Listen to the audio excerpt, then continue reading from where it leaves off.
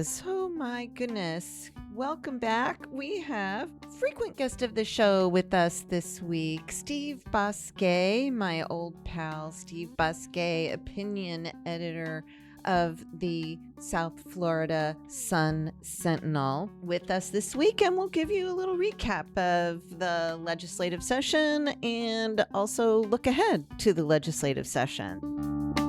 DeSantis criticizes Perez for putting, quote, left-wing liberal Democrats on the committee. What is Perez supposed to do? Only have Republicans on a legislative committee? Everybody knows the Republicans have a supermajority. You're listening to Deeper Dive with Dara, a podcast by the News Service of Florida. Let's dive in.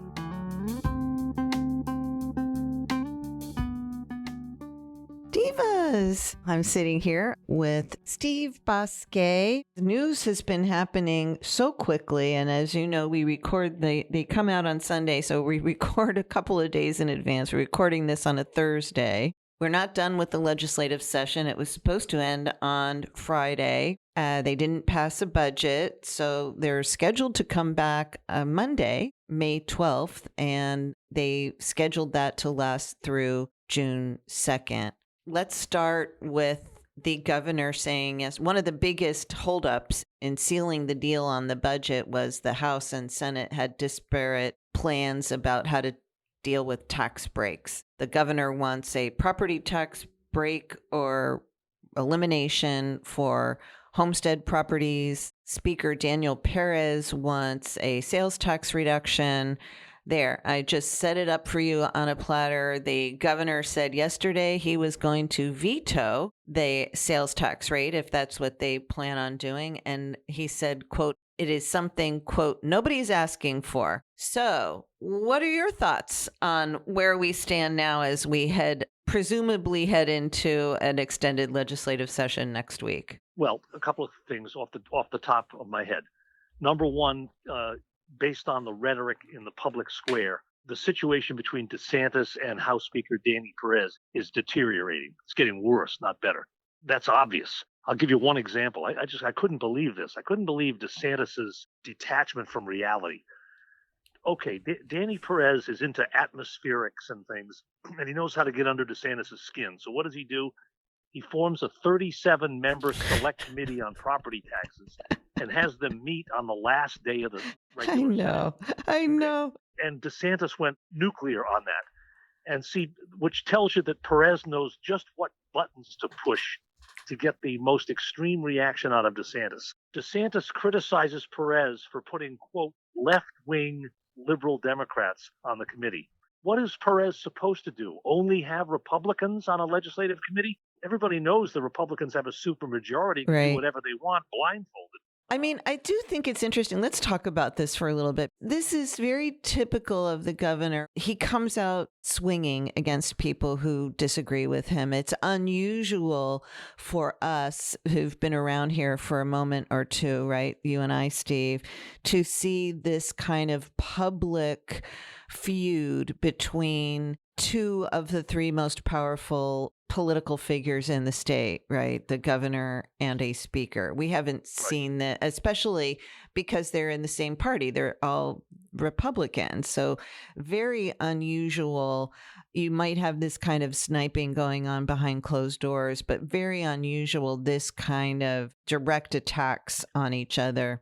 And the governor has repeatedly called the House, labeled them leftists, liberal. I don't think that by any stretch of the imagination you can call Danny Perez anything other than a conservative Republican. Am I wrong? No, you're right. Yeah, it's a flogging by DeSantis to get maximum, play on conservative media. I guess it's helping him there a little bit. But there are 27 Republicans and 10 Democrats on this select committee. Mm-hmm. If they accomplish anything, they're going to do exactly what Perez wants. Right. DeSantis is right on the policy issue of, do people want property tax relief or sales tax relief? Right. And I think what he did was, by setting up this committee, and he also had 5 kind of issues, platform for property tax reform. He kind of took the issue away from the governor to a certain extent. I think that was the intent in having this committee meet on the last day, what was supposed to be the last day of the legislative session. I've got a couple of other quick thoughts. Sure. Number one, I happen to think DeSantis is right on the policy issue of, do people want property tax relief or sales tax relief? DeSantis says property taxes, and I think DeSantis is right. Really? I say that because I do a lot of reporting on local government in Broward and Palm Beach counties, and people are upset with rising property taxes. People don't feel a sales tax hitting them in the pocketbook. You go out to dinner, and the 6.5% or 7% sales tax is tacked onto the restaurant tab as you're walking out the door, and it's done on a piecemeal basis. But your property taxes show up on your trim notice, as a homeowner in August. It's $4,800 or it's $6,000. There's a sticker shock element to property taxes that doesn't exist with the sales tax. Having said that, I wanted to say that what's missing from this whole debate, which I find outrageous, is if you want to drastically cut or eliminate property taxes, then you, the legislature, or you, DeSantis, darn well better have an explanation for what happens when a person calls 911 because a loved one is having a stroke. Yeah. Who's going to come to the house if there's no property taxes? Yeah, there's services. But, the thing about property taxes for homesteaded properties, there's a cap on how much they can go up every year, right? I mean, so it's true there's sticker shock. It's true that, in a sense, rising property taxes is kind of a good thing, right? Because it means that the value of your home is increasing. So to the extent that that's a good thing, if you are a homeowner, and that is who DeSantis is targeting with his reforms, he wants this for homesteaded property owners, right? Not for people who I think he said has 5 homes, all around the country. So for basically Jane and Joe Lunch Bucket, Jane and Joe Floridian, to give them some financial relief. And I agree. You see that trim notice. It is sticker shock. Property insurance, meanwhile, continue. The legislators claim that this issue has been resolved. I think insurance, property insurance and automobile insurance still is an issue for a lot of Floridians, but we're shifting our attention to property taxes. And I agree to a certain extent. Sales taxes, you're not hit with a whopping sales tax. You're not. When you go to dinner, when you buy a computer, I guess when you buy a car, when you buy something, a large item, that might be when you feel it. So, and the point you raise is a very good one. These property taxes go to cover services, not just fire and ambulance and police, but also schools and roads and infrastructure and other things that government does. One of the Republican talking points, I had Evan Power on here not that long ago. He says that local governments they're spending money on things that government should not be funding. He mentioned, here in Tallahassee, Steve, the Truesdale Aquatic Center. I think the gymnastic center, or the pool or like, why should his taxes be going to underwrite that? I don't know. I mean, maybe it's a good thing for kids, but this is kind of their mantra. The Republicans' mantra is governments are spending money on things that aren't a government function. I don't know. I mean, my kids learned to swim at the Truesdale Aquatic Center in Tallahassee. I put that broadly under a Parks and Recreation umbrella. When you're talking to your readers down in Broward and Palm Beach County, they like the idea of the property tax reduction or elimination?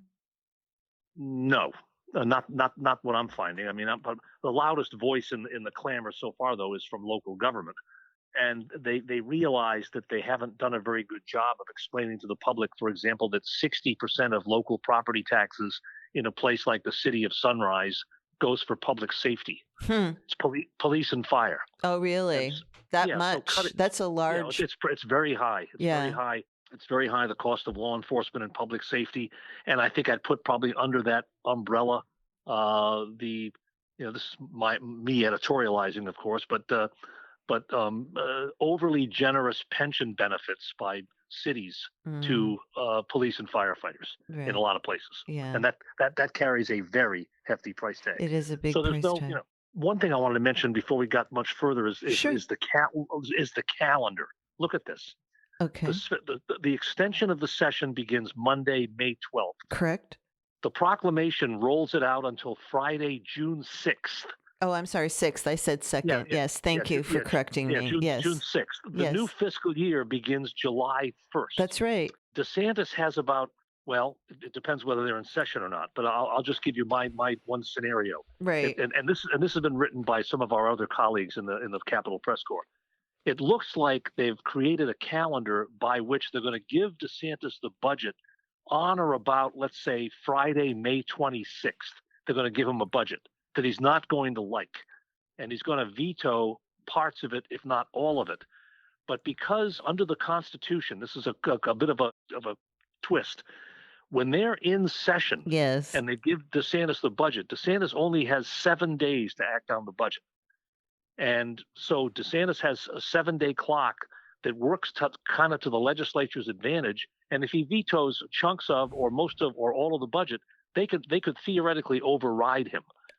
This is an issue where the potential for an override by the legislature could really have big implications. It takes some chutzpah to do these budget overrides, right? They did one at the beginning. The House has done some others. It does, yeah. A lot of the members don't like having to do this against a governor in their own party. That's true. He's very popular with Republicans in Florida. He remains very popular. He might not be popular with the House Speaker, but my understanding I is agree. I agree with that. Yep. Yeah. So there's a lot of posturing about, timing and sending the budget to him and sticking around so that they, I guess maybe that with the threat of being able to override.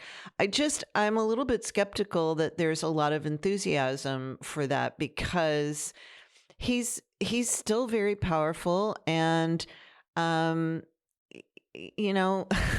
it might not bode so well for that. I don't know. I think there's a certain fear factor of veto, overriding a governor's veto. I think there's some truth to that. I also think that, and I see this to the extent that we all have to follow social media closely, DeSantis has a much stronger bully pulpit to get a message out. DeSantis has tools at his disposal that Danny Perez and the Senate President don't have.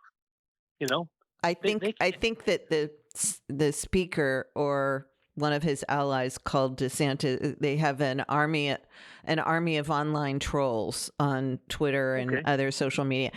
So they have that. That's I don't know how much that reflects. How much that reflects what's going on in real life. But the governor also does have at his disposal a lot of conservative broadcast media, television and radio, right? And other online media. So he does have that and I think you can't, and he also has something that he used quite effectively during the special session, and that is the ear of the local Republican executive committees and the grassroots supporters. And when he frames it as like these liberal House members are trying to, they're fighting me on my immigration policy and they're not doing what the president wants them to do, he frames the messaging. And I think it's really hard for even a popular Republican leader who is not in the governor's seat to be able to combat that. Am I wrong? No, you're not wrong. I think DeSantis has is in the driver's seat here because DeSantis. I watched DeSantis a couple of weeks ago. He went on Mark Levin's syndicated show, I think on Fox, and both he and Levin spent an hour just beating the living daylights out of House Speaker Danny Perez. Who is this guy? Who does he think he is? Throwing his weight around. He's just a nickel and dime politician from Miami. Really, I mean, pretty vicious stuff. And so I'm saying my point is, I think you've made the same point. DeSantis has ready access to channels of communication to vilify the legislature. That's the good news for DeSantis. The bad part is when DeSantis goes on one of these shows and beats the living daylights out of the Speaker of the House, that leaves a mark. And that makes it really difficult when DeSantis has to actually negotiate with these people. Does he? Is he negotiating with them? Well, I mean, negotiate in the sense that that nobody gets 100% of what they want in one of these deals, And so this is another problem. DeSantis has, in 6+ years, whatever it is, DeSantis has invested no time or effort in trying to build even a political relationship with some of these folks. Yeah. And now that's coming home to roost, because now we're at the point where we saw Martinez do it. We saw Lawton Chiles do it. Jeb Bush did it. At some point, when things begin to deteriorate and break down, you have to sort of sit down over beer and pizza, theoretically right. speaking, and warm work beer something and out. warm beer and cold pizza in a locked room, right? Right, in a locked room, and he's incapable of doing that. I think the Senate President and Speaker can do that with each other. In fact, we've seen a lot of signs of that this session. Albritton and Perez may not agree on everything, but at least there's a mutual respect and there's a civility between those two guys. So how do they move past this? He has one more year in office. He's still, whatever. I'm not sure I'd call him a lame duck. He's still quite a powerful figure. He has had for 6 years, his first 6 years in office, the legislature has handed him his priorities on a silver platter, and bumping up against a speaker who is publicly opposing him and saying, we are a branch of government. We are equal branch of government. We're going to conduct ourselves this way. And Danny Perez is young. He's from Miami. We know what politics are like in the 305, right? Very bare knuckle politics down there. Yeah. He the more DeSantis gets, fumes and he becomes almost shrill when he's talking on these shows, the more vitriolic he gets. You know what the speaker says? Oh, the governor's confused. I think he's confused. He doesn't understand. He's not getting cowed by these attacks, which I find very interesting. I just find the whole dynamic, obviously we've spent a while talking about it already, but I just find it really fascinating, the dynamic between these two fellows. And they are just at totally opposite ends of the spectrum in terms of their demeanor and the way they comport themselves. What we've seen before is that there comes a tipping point at which some elder statesman in the Republican Party, maybe it's a donor, maybe it's a retired legislative leader, says, hey, you guys are making the Republican brand look really bad here. Bad for the brand. Bad for the brand. We've got to fix this. And Dara, I don't see anybody on the horizon who can perform that role. Who would it be? I don't know who it would be. Would it be President Trump? I mean, he seems. Yeah, he thrives. He thrives on conflict and chaos. He'd be the last guy. Exactly. I mean, theoretically, Jeb Bush, a respected former 2-term governor, Jeb doesn't seem to want any involvement with any of this kind of stuff today. To me, I could be wrong. But who would DeSantis listen to? He listens to his wife, Casey. Okay. He listens to James Uthmeyer, the Attorney General. Right.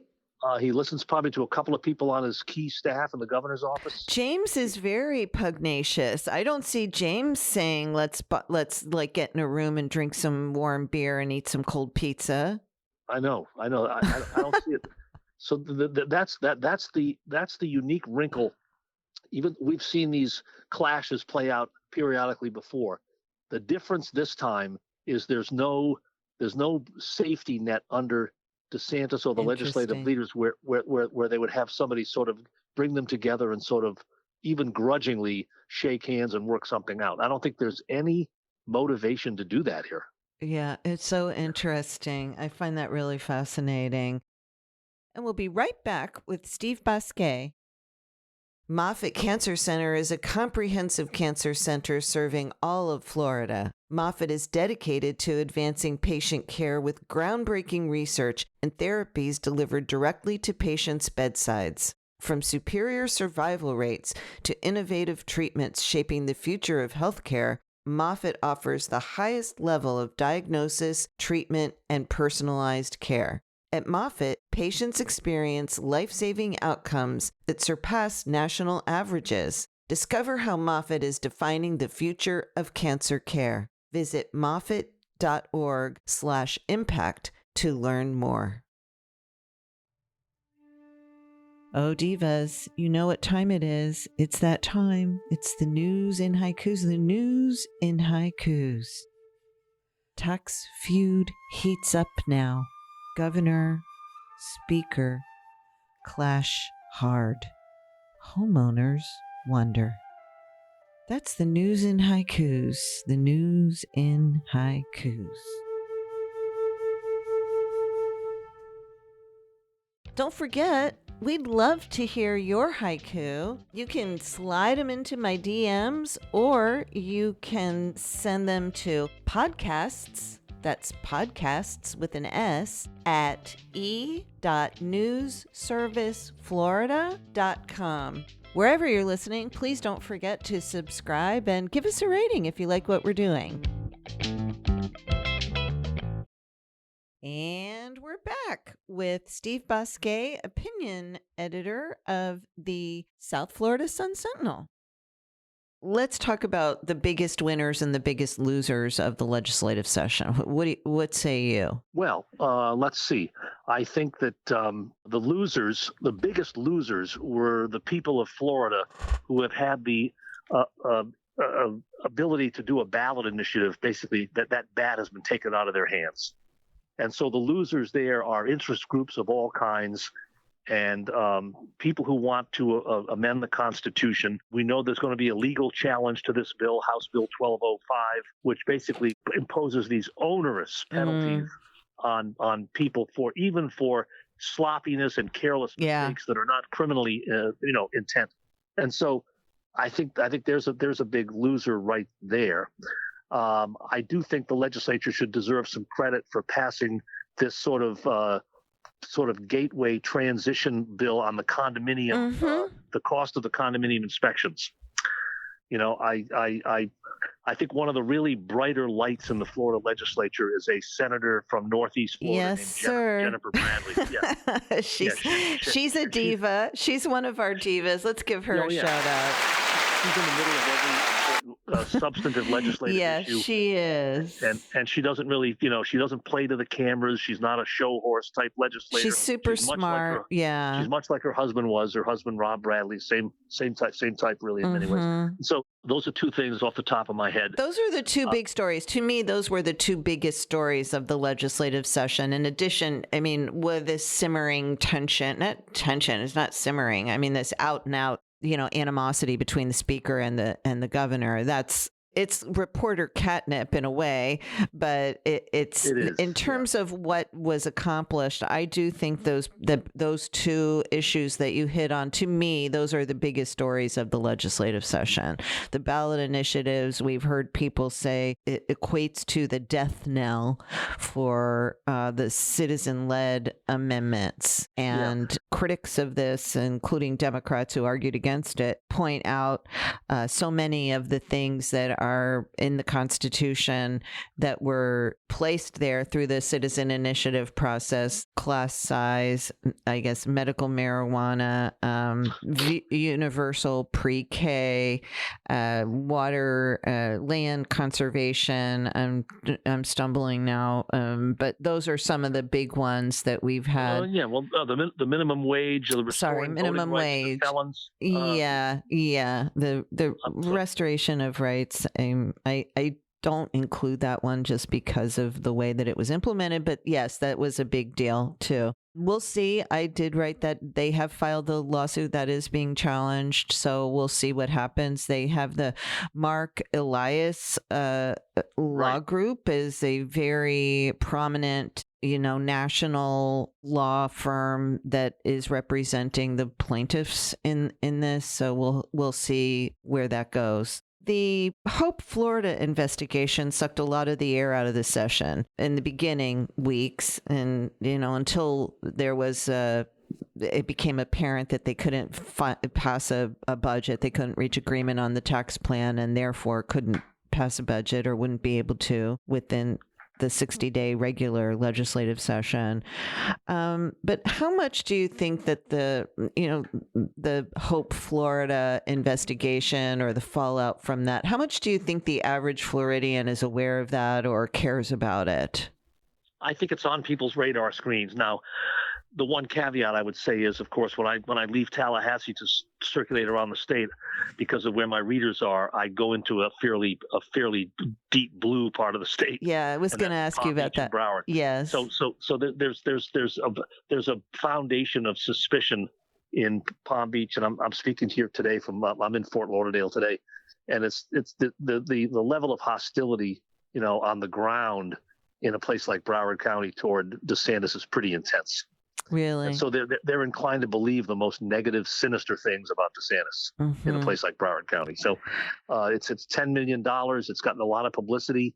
I salute our colleagues in the press corps who've been very aggressive in pursuing this. Yeah. We've got this bizarre situation of the guy at the center of the whole thing. Uthmeyer is an unelected attorney general. We don't have a lieutenant governor. If something were to befall Ron DeSantis tomorrow, Uthmeyer would become governor. He'd become governor, and he's never been elected to anything. It's just a bizarre situation, sequence of events. Too many unanswered questions. I think it breeds cynicism for the legislature to raise all these serious questions and then have the thing sort of fall flat and sort of maybe disappear. Why doesn't the state attorney in Tallahassee pick up the ball and convene a grand jury? Why wouldn't the feds? I realize the feds are directly under Pam Bondi and Donald Trump, but why wouldn't the feds show us a little bit of interest? There's got to be some other. Do we know that that's not happening? I mean, a grand jury might not. No, we might not know, and there might be a grand jury investigation. Yeah. We wouldn't necessarily know that if it were the case. It's true. That's true. But I think on something of this level of notoriety, it'd be hard to keep it under wraps. I think something would leak on something like that. But you're right. It's possible. We haven't heard anything like that. And this here again, DeSantis has gone around the state day after day, denigrating, questioning the motivations of the legislature for asking these questions, all this stuff. And so it's not DeSantis's finest hour by any stretch of the imagination. It's terrible. And you're talking about being down there in Broward County, and not too far from Broward County. And I'm not sure if his district goes into Broward or not. But former Senate Minority Leader Jason Pizzo, Sunny Isles Beach, no longer a Democrat. He left the Democratic Party, was the chair, the head of the caucus in the upper chamber, and the last week of session, or I guess in the last week of session, maybe the second to the last, but in the waning weeks, he announced that he was switching parties. He was switching to NPA, that's independent with a lowercase I, and no longer a Democrat. And so they quickly chose a new leader, Lori Berman. You and I both know her. She's a Boca Raton senator who's been around since I worked for the Palm Beach Post, is when I first met her many years ago. She was a guest on the show recently. So thoughts about Senator Pizzo and what his defection from the Democratic Party might mean? Well, I think it doesn't help the Democrats at all, but you saw all this sort of venom sort of pour out after he made the switch. I mean, they said Nikki Fried and other people in the Democratic Party really said some pretty insulting things about Pizzo, about how Pizzo, is an egomaniac and only in it for himself, all this other stuff. I think the timing of Senator Pizzo's declaration on the Senate floor raised questions about, whose interests he was really, speaking in favor of, because he did it in a way that seemed to call maximum attention to himself. When he did it on a Thursday afternoon, as I recall. It was very late in the session. Yeah, it was it was the week before. It was Thursday in the penultimate week of the what was supposed to be the penultimate week, right? Right. Everybody, I'll just give you my opinion. I mean, yeah. He's a really astute guy. He knows the issues. He does his homework. He doesn't suffer. How about this? He doesn't suffer from the loss of self-confidence or an ego in the political process.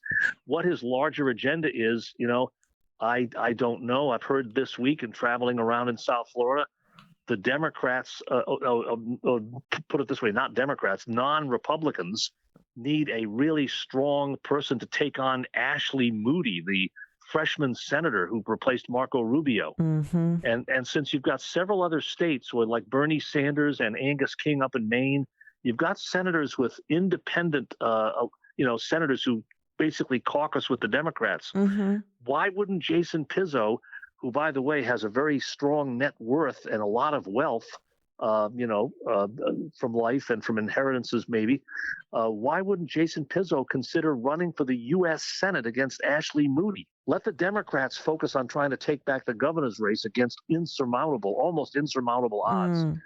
But I think the concern is that if Pizzo were to run for governor as a no-party affiliation candidate, A, Pizzo couldn't win, and B, now the Democrats have no chance of winning.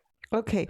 But really, do you think that someone with no party affiliation can win statewide in Florida? Florida's a much different creature than Vermont or, whatnot. I mean, it's a large state. It's an expensive state to campaign in, and Republicans are kind of in a position now where they own the show. Agree. My answer to your question is it's highly unlikely. But I think an NP, a no party affiliation candidate, has a better chance of winning a Senate race against a little known weak incumbent, Ashley Moody, than trying to occupy the governor's mansion. But what you're saying is like one thing is really impossible and the other thing is like slightly possible. Right? I guess that is what I'm saying. It is what I'm saying. Yeah. We are even though NPA voters are now like whatever it is, they're 28% of the electorate, mm-hmm. but it's kind of stalled. They're not really climbing the way they were for a long time. This is a state where I completely agree with your premise, which is the Republicans are in a very commanding place in terms of voter registration, and people gravitate toward one of the two major political parties in a big election. Charlie Crist is the last person who tried to run statewide with no party affiliation, and he did not do very well. No, and then he ran as a Democrat, and he did not do very well. And now I believe we've got David Jolly, who is another former Republican turned independent turned Democrat, who I believe is talking about running for governor. Yes, he is. Yep. I think he is running, in fact. But, okay, so he is running. I have to get him on the show. I've been talking about it. But what are your thoughts about that? Does that seem like he stands a shot?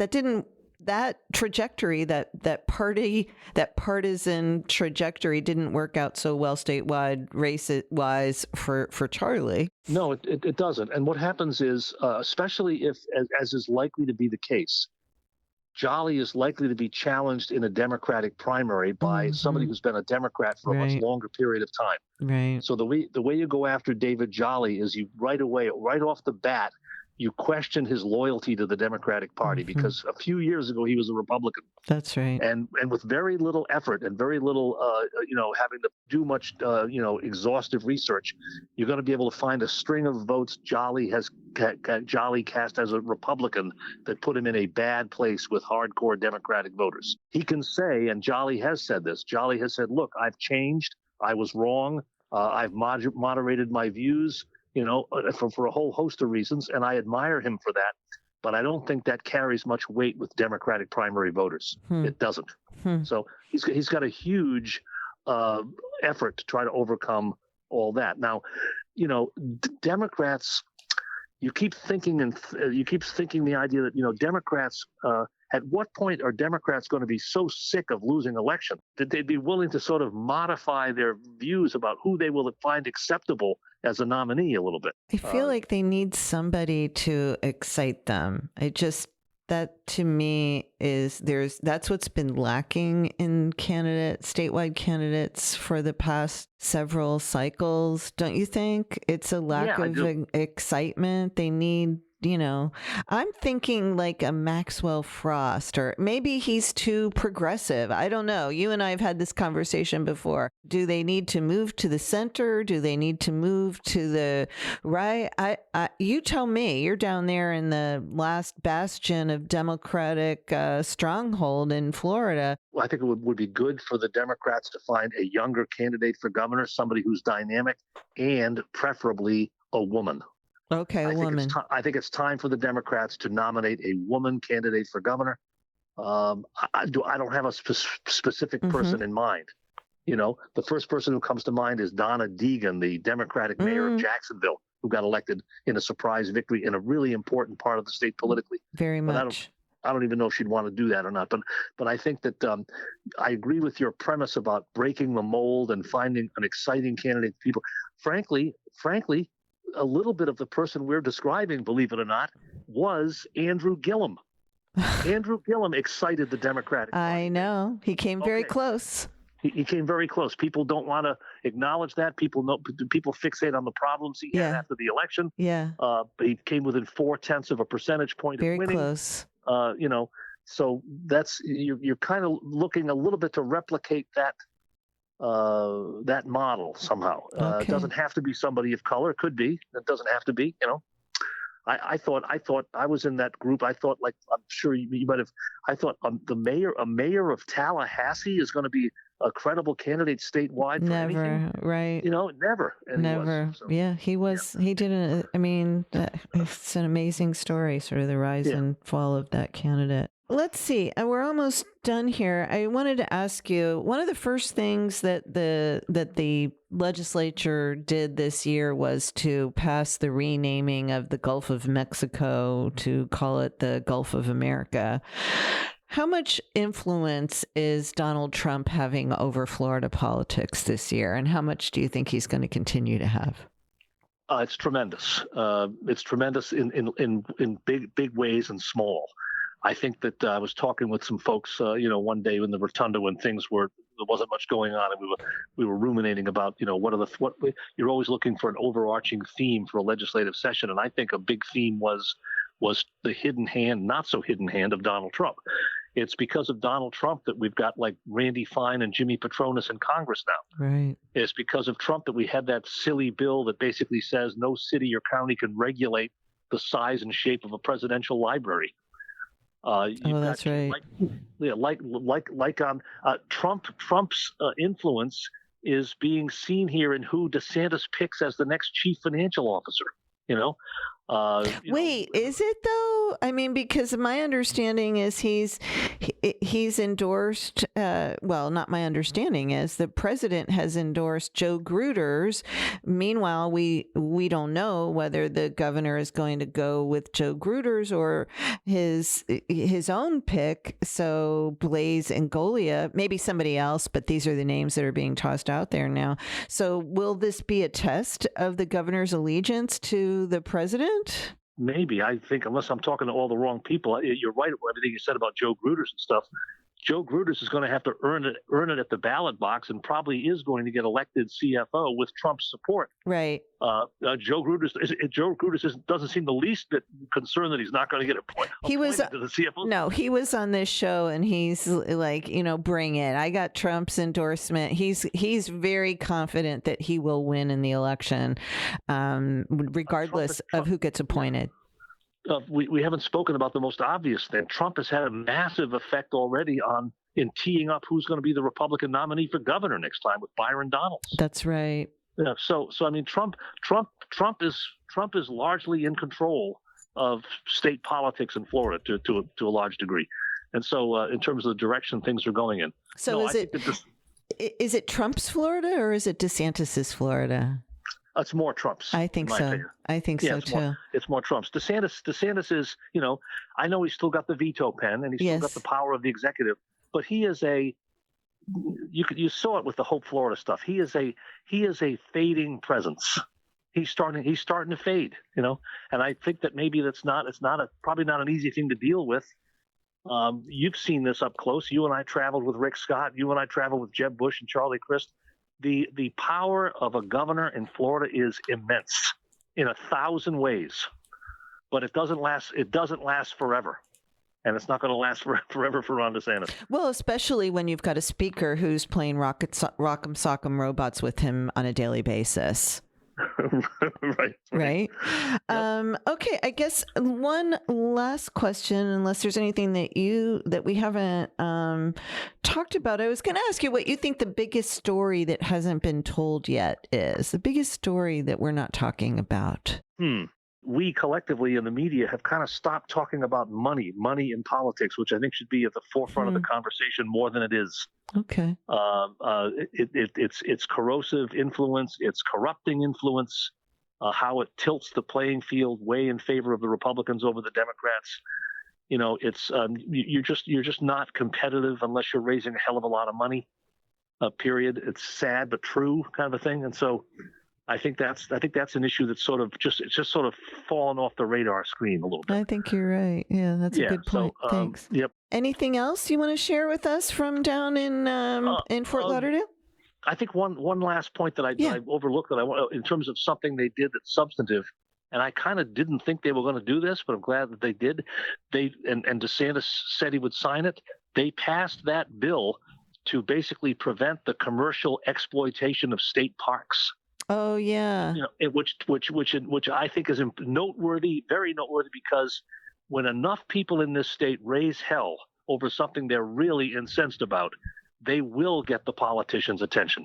And this was that case. This was that example. It really was. And I was there in Honeymoon Island under Rick Scott when he wanted to put RVs in Honeymoon Island. They went crazy. I mean, it was almost like, they didn't have pitchforks and torches, but it was not far from that. And people really love their state parks in Florida. The thing about this whole debate, which basically sort of erupted maybe last June or July, something like that, is that there weren't saner heads didn't prevail at some board meeting or someplace in Tallahassee where somebody would whisper into DeSantis' ear, "Governor, I wouldn't do this if I were you. Why not?"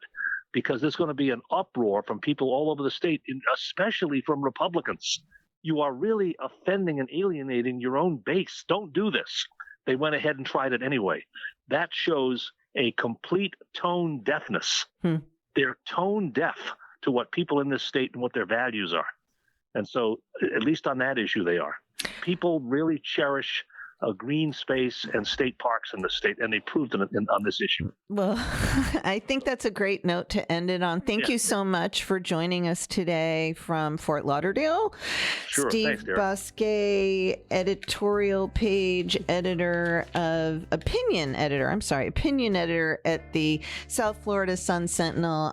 We'll see you again next week. Okay, thanks, Dara. Thanks. Great to talk to you. Thanks for listening to Deeper Dive with Dara, a podcast by the News Service of Florida, hosted by News Service senior writer Dara Cam and produced by me, Mike Exline. Music for the podcast was recorded by Periodic Labs, LLC.